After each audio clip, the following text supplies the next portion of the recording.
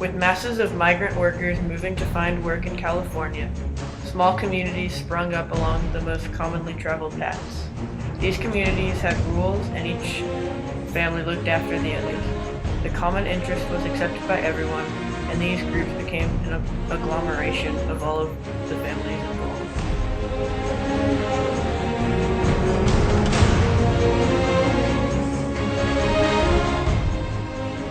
The cars of the migrant people crawled out of the side roads onto the great cross-country highway, and then took the migrant way to the west. In the daylight, they scuttled like bugs to the westward, and as the dark caught them, they clustered like bugs near to shelter and to water. This passage, placed at the beginning of the chapter, brings forth the central idea of how many people are migrating to California for the hope and opportunity of a better life.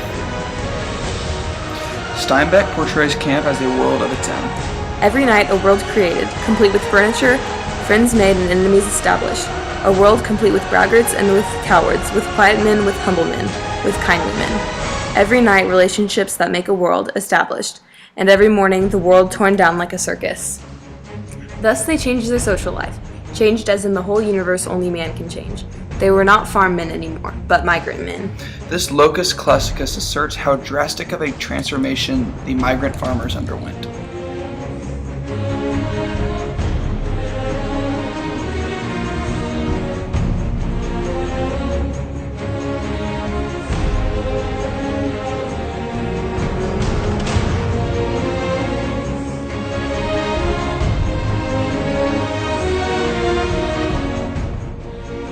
Syntactical parallelism. The right of privacy in the tent, the right to keep the past black hidden in the heart, the right to talk and to listen, the right to refuse help or to accept, to offer help or decline it, the right of the son to court and daughter to be courted, the right of the hungry to be fed, the rights of the pregnant and the sick transcend all other rights.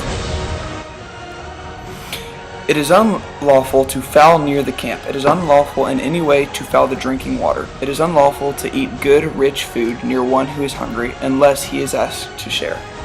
Steinbeck's use of parallelism depicts the monotonous nature of the migrants' lives. Similes. In the daylight they scuttled like bugs to the westward, and as the dark caught them, they clustered like bugs near to shelter and to water.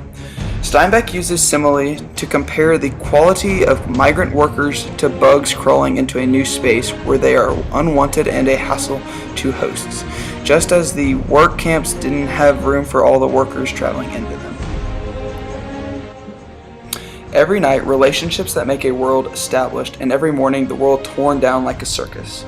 Steinbeck uses simile to compare the camp being broken down to the manner in which circuses are disassembled. Additionally, Steinbeck's usage of the word circus is connotative language for the chaotic nature of circuses. Asyndeton. A certain physical pattern is needed for the building of a world. Water, a riverbank, a stream, a spring, a faucet unguarded. Steinbeck's use of asyndeton emphasizes that, to the workers, finding things as basic as water is calculative and a daily struggle, rather than water and other necessities being leisurely assured commodities. In the morning, the tents came down. The canvas was folded, the tent poles tied along the running board, the beds put in place, the cars loaded, the pots in their places. Despite these migrants having made connections and good memories with the members at the camp, every day they have to move on. Steinbeck's asyndeton helps portray that the migrants have to separate themselves from the good times to move on and get closer to new opportunities in California.